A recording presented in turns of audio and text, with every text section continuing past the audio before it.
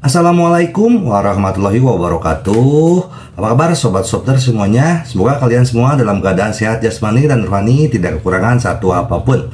Seperti biasa, jangan lupa bantu Mimin untuk tekan tombol like. Terima kasih. Tuan dan Nona, lanjut. Bab 1201 sampai bab 1205. Ye Junlin bermimpi panjang. Dia hampir bermimpi tentang pengalamannya selama 20 tahun. Tapi mimpinya menjadi semakin kabur, dia akan mati. Tapi ada seseorang yang tidak bisa dia khawatirkan. Ada 3 liziran dan beberapa saudara laki-laki. Dia ingin bangun, dia ingin hidup, dia tidak bisa mati begitu saja. Tuan Fu masih belum tahu siapa dia, siapa yang berurusan dengannya. Khawatir tentang keluarga dan saudara laki-laki. Dia juga tidak mengkhawatirkan Daxia. Tidak. Ayah, Ye Junlin samar-samar mendengar seseorang memanggil di telinganya. Dia perlahan membuka matanya, dan yang dia lihat adalah wajah kecil berwarna merah muda.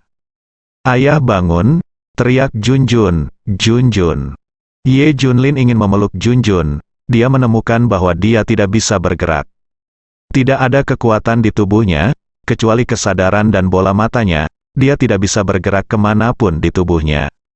Ye Junlin tercengang, tubuhnya rusak, benar-benar tidak berguna. Itu pasti racun yang mendominasi istana Raja Darah. Semua meridian di tubuhnya hancur, dan semua otot serta jaringan lainnya terkikis. Bahkan organ dalam pun terkena dampak parah, ditambah dengan pertarungannya yang terus-menerus, tubuhnya benar-benar hancur. 8 tahun yang lalu, Ye Junlin hanya mengalami patah anggota badan, tapi sekarang jauh lebih serius dari itu. Ye Junlin bahkan tidak bisa bergerak. Hal yang lebih baik daripada berada dalam kondisi vegetatif adalah dia bangun. Melihat Ye Junlin bangun, semua orang bersorak. Keajaiban, benar-benar keajaiban dalam sejarah pengobatan. Qin Beisan berteriak penuh semangat. Bisakah Ye Junlin terbangun dalam situasi ini? Ini adalah keajaiban. Tentu saja dia juga membayar banyak. Ada orang lain, yaitu Gu Feng. Dia mengabaikan perintah Chen Wudao dan mendatangi Ye Junlin secara pribadi. Chen Wudao sangat marah dan langsung memecat Gu Feng. Dan memberikan banyak batasan padanya, tapi Gu Feng tidak peduli. Dia dan Qin Beisan bekerja sama untuk merawat Ye Junlin dan membangunkannya. Tuan Qin, bagaimana kondisi suamiku? Li Ziran bertanya. Qin Beisan ragu-ragu, Tuan Qin, beritahu mereka situasi sebenarnya. Saya juga memahami situasi saya orang yang tidak berguna. Kata Ye Junlin. Qin Beisan menghela nafas dan berkata, Hei, itu benar, Dewa Perang telah menjadi cacat total. Dia menderita terlalu banyak trauma. Dia hanya bisa berbaring di tempat tidur selama sisa hidupnya. Dia tidak bisa bangun dari tempat tidur. Sama sekali. Dia bahkan tidak bisa duduk di kursi roda. Dia tidak memiliki kebutuhan dasar, makanan, tempat tinggal atau transportasi. Mereka semua membutuhkan seseorang untuk mengurus mereka. Gu Feng berkata sambil menangis, ya, Dewa Perang tidak berguna dalam kehidupan ini. Bukan hanya seni bela dirinya yang cacat, tetapi semua meridian dan otot di tubuhnya juga cacat. Dia tidak bisa bergerak dalam kehidupan ini. Terutama karena racun dari istana Raja Darah, itu tetap ada. Di tubuh Ye Junlin tidak bisa dilepas sama sekali. Itu akan menimbulkan konsekuensi seperti itu. Kali ini adalah situasi nyata, Ye Junlin benar-benar orang yang tidak berguna. Boom, Zhou Yingning hampir pingsan lagi. Ekspresi Li Ziran berubah, dan dia segera kembali normal. Dia tersenyum dan berkata, tidak apa-apa, selama Junlin bangun, aku akan menjaganya. Dalam situasi ekstrim ini, dia tidak meminta apapun lagi. Aku hanya ingin Ye Junlin hidup, dengan sumber daya finansial yang dimilikinya. Sama sekali tidak ada masalah dalam memastikan kebahagiaan keluarganya seumur hidup. Li Ziran memegang erat tangan Ye Junlin. Ye Junlin tersenyum, sisa hidupku akan bergantung padamu. Tidak masalah, melihat keluarga itu begitu santai. Qin Beisan dan Gu Feng menghilangkan kesuraman mereka. Jangan meminta kekayaan, hanya kebahagiaan dan stabilitas. Dewa Perang Agung Kerajaan Xia yang agung telah menjadi cacat, konyol sekali, hahaha. Ini menjadi lelucon terbesar untuk sementara waktu. Malah memalukan bagi Daxia, di masa lalu, dia adalah dewa perang Kunlun yang menindas ratusan negara di luar negeri. Sekarang dia cacat, tidak bisa bergerak, dan harus berbaring seumur hidupnya, bahkan duduk di kursi roda. Semua orang di luar negeri tertawa, ini bahkan lebih memalukan daripada kematian Ye Junlin secara langsung. Namun, Ye Junlin masih menjadi ancaman bagi sebagian orang saat dia masih hidup. Bagaimana jika dia sebenarnya tidak berguna? Namun, setelah penelitian ekstensif, mereka memutuskan bahwa Ye Junlin benar-benar mati.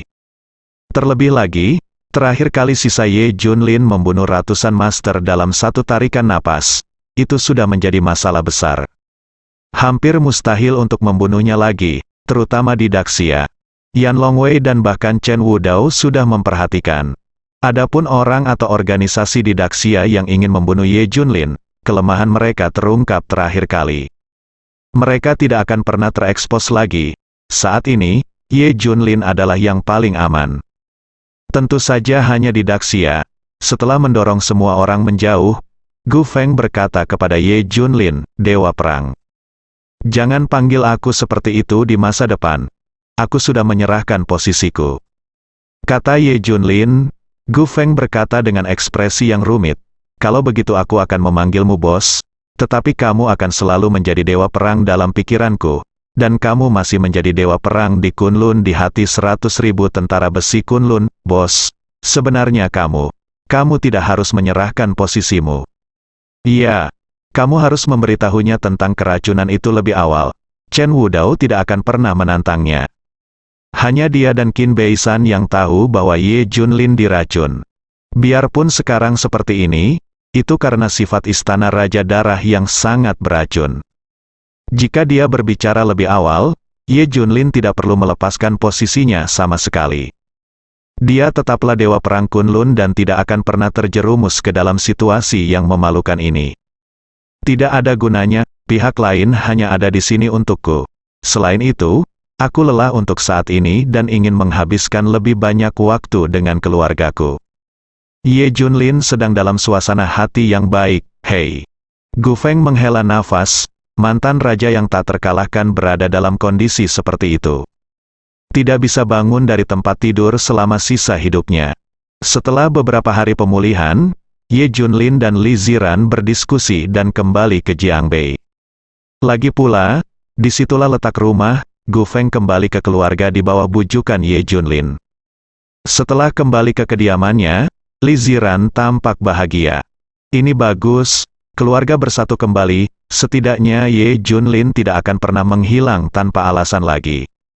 Junjun sedang duduk di pelukan Ye Junlin dan bermain, sementara Li Ziran dan Zhou Yingying sedang memasak. Adegan yang mengharukan, Ye Junlin tersenyum. Lebih mudah dari sebelumnya. Kehidupan biasa ini baik. Hari-hari ini terputus setelah beberapa hari. Li Wenyuan, Zhao Yalan dan Wu Mulan semuanya ada di sini. Ziran, apa maksudmu? Apakah kamu benar-benar berencana untuk hidup bersama orang cacat seumur hidupmu? Teriak Wu Mulan, iya. Kamu bilang dia tidak bisa bergerak sekarang. Bagaimana dia bisa menjadi suami dan ayah yang baik? Dulu dia sehat, dia menjadi beban. Zhao Jiangwo juga berteriak, kali ini, mereka punya alasan yang sah untuk menuduh Ye Junlin dan Li Ziran. Li Wenyuan menamparkan meja dan berteriak, bagaimanapun, saya tidak akan pernah membiarkan putri saya merawat orang cacat selama sisa hidupnya. Lagi pula, apakah kamu senang ayah Junjun adalah orang cacat? Kata-kata Li Wenyuan menghentikan semua orang. Tentu saja tidak, dia hanya seorang cacat, jika aku memukulnya, dia bahkan tidak bisa melawan. Zhang Wentao menendang Ye Junlin. Semburan nyeri kram datang, dan Ye Junlin tampak kesakitan. Zhang Wentao tertawa keras dan berkata, lihat, orang cacat ini bahkan tidak bisa bergerak, apa yang bisa dia lakukan? Dia mungkin juga memelihara seekor anjing. Zhao Junfei juga tertawa dan berkata, ya, seekor anjing liar seekor anjing masih bisa menjaga pintu, jadi apa yang bisa dilakukan orang cacat ini? Kata-kata semua orang menjadi semakin tidak menyenangkan. Junjun menangis dan berhenti di depan Ye Junlin dan menangis. kamu tidak boleh menindas ayah. Zhou Yingning juga menangis, putranya ternyata lebih buruk dari anjing liar. Ini sangat membuat frustrasi, jika putranya dalam keadaan sehat dan masih menjadi dewa perang Kunlun di Daxia, siapa yang berani mengatakan sebaliknya? Ye Junlin sedang berbaring di tempat tidur dengan mata terpejam dan ekspresi wajah yang rumit. Cukup, teriak Li Ziran. Kamu tidak boleh membicarakan suamiku seperti ini, terlepas dari kondisi fisiknya. Dia adalah pahlawanku yang tak tertandingi dan kebanggaan Junjun dan aku. Bahkan jika dia hanya sekali brilian, itu sudah cukup, teriak Li Ziran. Ye Junlin datang ke Daxia dan melakukan pertempuran berdarah demi rakyat. Dia dijebak oleh pencuri, dan sekarang semua orang mengolok-oloknya. Dia tidak tahan. Brilian? Pernahkah dia brilian? Jangan bicara tentang Yunting Group. Tanya Wu Mulan langsung. Dia adalah. Li Ziran hendak mengungkapkan identitas Ye Junlin. Tapi kemudian saya memikirkannya, itu semua sudah berlalu. Tidak ada gunanya memberitahu mereka, mungkin itu juga akan mengundang cemoohan dari semua orang. Siapa dia? Katakan padaku. Haha, tidak ada yang setuju untuk mengubahnya menjadi anjing sekarang. Zhang Wentao mencibir. Oke, semuanya seperti yang kamu lihat. Kondisi fisik Junlin memang sama. Tapi aku dan orang yang telah merawatnya sepanjang hidupnya. Inilah jawabanku. Li Ziran hanya bertengkar dengan keluarganya. Ini adalah sikapnya, bingung. Kamu sangat bingung, kamu tidak bisa melakukan sesuatu secara impulsif. Apakah kamu tidak memikirkan masa depan? Jika tidak ada yang lain, apa yang akan dilakukan? Junjun di masa depan, hanya ibumu yang bisa pergi ke orang tua guru konferensi, dan orang lain akan bertanya padamu tentang Junjun. Apa yang harus aku lakukan terhadap ayah Jun? Tahukah kamu seberapa besar bayangan Ye Junlin seperti ini yang akan ditinggalkan pada Junjun sejak dia masih kecil? Dapat dikatakan bahwa memiliki ayah yang cacat akan membuat Junjun tidak bisa mengangkat kepalanya tinggi-tinggi di antara teman-temannya, dan dia juga akan dikritik, tusuk tulang punggungnya. Iya, benar, anak-anak lain disuruh ayah mereka mengajak mereka bermain. Di mana Junjun? Seperti itu ayah yang cacat bahkan tidak bisa bangun dari tempat tidur, belum lagi. Dirimu sendiri, berapa banyak yang akan kamu tanggung di masa depan? Penghinaan? Bahkan ayah angkatmu harus menanggung keburukan itu. Li Wenyuan dan yang lainnya menganalisis kuncinya hubungan. Junjun memeluk leher Ye Junlin erat-erat dan dia menggelengkan kepala kecilnya. Tidak. Aku ingin bersama ayah, dan tidak ada yang bisa memisahkan kita. Wu Mulan menatap Zhou Yingning lagi dan berkata, Zhou Yingning, anak orang lain tidak berakal. Apakah kamu juga tidak berakal? Anakmu sudah menjadi seperti ini? Mengapa kamu masih ingin menyakiti Ziran? Kalau aku jadi kamu, aku akan membawanya pergi. Yang lain saling menuduh. Ya, Wu Mulan, kamu benar-benar punya niat buruk. Kamu hanya ingin menipu Ziran. Putramu sudah cacat, dan kamu masih berani terus mengganggu Ziran. Kamu benar-benar bukan apa-apa. Keluar dari sini, menjauhlah sejauh mungkin, lebih baik. Pada akhirnya, semua orang akan mengusir Ye Junlin dan Zhou Yingning. Kamu bilang aku bisa melakukannya, tapi kamu bilang ibuku tidak bisa.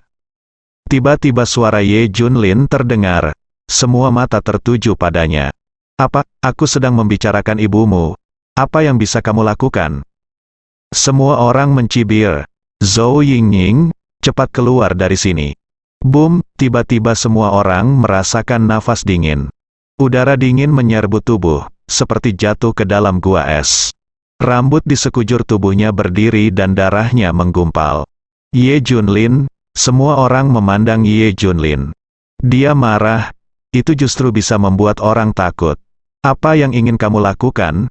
Zhang Wenti bertanya dengan gemetar.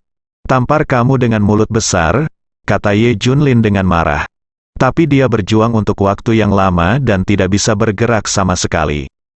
Bangun, Ye Junlin meraung liar, mencoba yang terbaik untuk menggulingkan tempat tidur dengan suara gedebuk. Bang, benda itu menghantam tanah dengan keras, dan Ye Junlin hampir hancur. Junlin, Li Ziran dan Zhou Yingning bergegas maju dengan cemas. Hahaha, melihat penampilan Ye Junlin yang menyedihkan, semua orang tertawa. Semua orang menertawakan Ye Junlin tanpa ampun. Itu saja, kamu masih ingin memukulku, bukankah itu lucu? Itu saja, kamu bahkan tidak bisa bangun, kamu masih ingin melindungi ibu dan anakmu, kamu harus melihat aku mengalahkan mereka. Zhang Wentao dan Zhao Junfei menambahkan dia tertawa terbahak-bahak. Kalian sangat penindas, teriak Li Ziran. Zhang Wentao mencibir dan berkata, Ziran, saya hanya menunjukkan kepada Anda apa yang akan terjadi di masa depan. Kami adalah keluarga, jadi tentu saja tidak akan terjadi apa-apa. Tapi bagaimana dengan musuh yang datang? Apakah mereka akan membiarkan Anda pergi? Bisakah Anda mengandalkan kecacatan ini untuk melindungi Anda? Mengapa tidak memelihara anjing? Meskipun kata-kata Zhang Wentao tidak menyenangkan dan sangat menghina, tapi setiap kalimat masuk akal. Apa yang harus kita lakukan jika bukan mereka tapi orang lain? Apa yang bisa Ye Junlin lakukan saat dia terlihat seperti ini? Saya hanya bisa menyaksikan tanpa daya diintimidasi. Baiklah, kakek nenek, ayo pergi, jangan ganggu mereka. Pada akhirnya, Zhao Yuan dengan paksa menarik semua orang menjauh. Wu Mulan dan yang lainnya pergi dengan marah. Mereka sangat ingin mengusir Ye Junlin dan Wu Mulan. Tetapi dengan Tuan Lin di belakang Li Ziran, mereka tidak berani melakukan apapun. Bagaimanapun, Tuan Lin menghormati pilihan Li Ziran. Setelah Zhou Yingying dan Li Ziran menggendong Ye Junlin ke tempat tidur, mereka berdua menoleh dan menghapus air mata.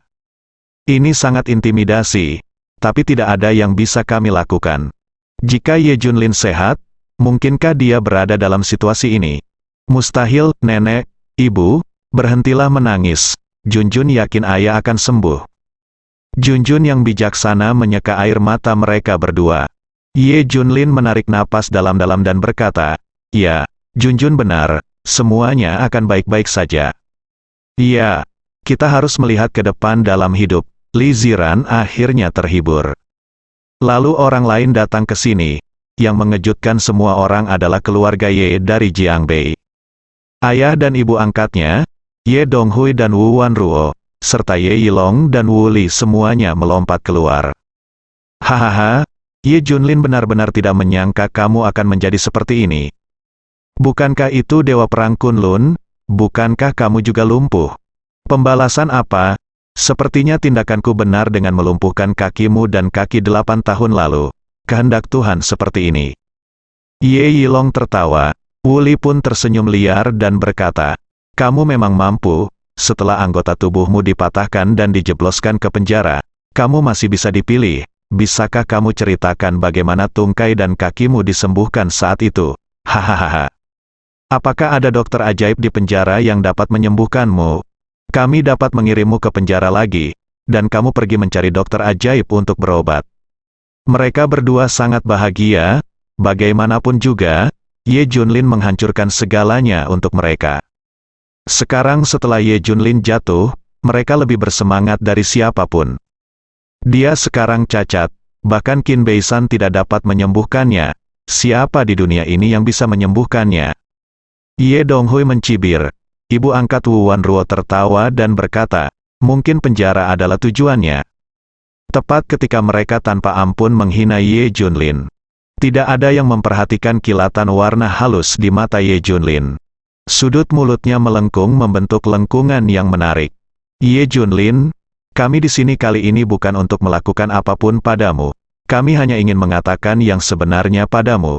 Seseorang tidak boleh berlebihan kapanpun. Karena suatu saat dia bisa saja jatuh dari posisi yang sangat tinggi, sama seperti kamu sekarang. Kami tidak ingin menindasmu sekarang, sungguh, kamu tidak lebih baik dari anjing liar. Jika aku main-main dengan anjing liar, dia akan mengejar dan menggigitku. Bagaimana denganmu? Kamu tidak bisa bahkan pindah. Hahaha, akhirnya, semua orang di keluarga Ye meninggalkan villa sambil tertawa bangga. Tidak lama setelah mereka pergi, orang lain akan datang. Beberapa keluarga di Jianghai, mereka semua datang untuk mengejek Ye Junlin. Bagaimanapun, dia pernah diinjak oleh Ye Junlin sebelumnya. Jika ada kesempatan seperti itu, saya pasti akan menginjaknya. Kemudian lebih banyak orang datang satu demi satu. Semua sama, melihat hal ini, Li Ziran hanya bisa menghiburnya. Jangan khawatir, suamiku, situasi ini pasti akan terjadi. Itu hanya penjahat yang mencari masalah, aku punya ayah angkat di belakangku. Mereka hanya bisa mengejek dan mengejek, tapi mereka tidak melakukannya, tidak berani berbuat apa-apa. Untungnya, ada Tuan Lin yang terdesak, jika tidak, Ye Junlin dan yang lainnya tidak akan menerima penghinaan verbal seperti ini. Ledakan, tiba-tiba pintu ditendang hingga terbuka. Puluhan orang bergegas masuk, pemimpinnya adalah Qiao Jinqiu. Ye Junlin mengubahnya menjadi seorang kasim saat itu. Ye Junlin, kamu juga punya hari ini, aku benar-benar tidak menyangka. Dewa Perang Kunlun yang perkasa juga akan jatuh. Aku tidak menyangka suatu hari nanti aku akan datang untuk membalas dendam padamu. Pernah digulingkan oleh Ye Junlin dan selalu menyimpan dendam. Tapi apa yang bisa dilakukan? Semua 100 keluarga kaya teratas di Jianghai diinjak-injak. Dia telah menantikan hari balas dendam. Hari ini datang tanpa diduga. Lagi pula dia tidak menduganya. Ye Junlin, kamu tidak bisa bergerak sekarang, kan? Aku menindas ibumu, istri dan anak perempuanmu, apa yang bisa kamu lakukan? Aku hanya bisa menonton. Raung Qiao Jinqiu, jalan. Kakak, beberapa pengawal di belakangnya maju selangkah. Siapa yang berani? Wu Xiao berhenti di depan. Dia juga bisa dibilang sebagai Ye Junlin yang tidak pernah ketinggalan dan selalu berada di sisinya. Kamu bisa menghentikan kami. Itu konyol. Hari ini, aku di sini untuk membalas dendam pada Ye Junlin. Aku tidak peduli siapa yang berada di belakang Li Ziran. Aku harus mengambil sesuatu milik Ye Junlin hari ini. Menjadi gila, Wu Xiao cemas. Beberapa orang di depannya ini semuanya adalah master. Dia tidak bisa menghentikannya. Sudah terlambat untuk meminta bala bantuan sekarang. Tampaknya Qiao Jinqiu datang ke sini dengan seluruh kekuatannya. Bahkan jika dia menyinggung Tuan Lin, dia tetap akan menyakiti Ye Junlin. Qiao Jinqiu memerintahkan, kalian hentikan wanita ini. Yang lain datang kepadaku. Aku ingin tangan dan kaki Ye Junlin, dan aku ingin dia menjadi seorang kasim. Qiao Jinqiu memberi perintah. Lusinan pengawal yang dibawanya pindah. Wu Xiao dengan cepat dikendalikan. Hahaha, bukankah Ye Junlin putus asa? Bukankah menyenangkan menyebut langit dan bumi tidak responsif? Qiao Jinqiu tampak bangga. Persetan denganku. Para pengawal hendak menyerang Ye Junlin. Benarkah? Terdengar teriakan dingin. Bersambung.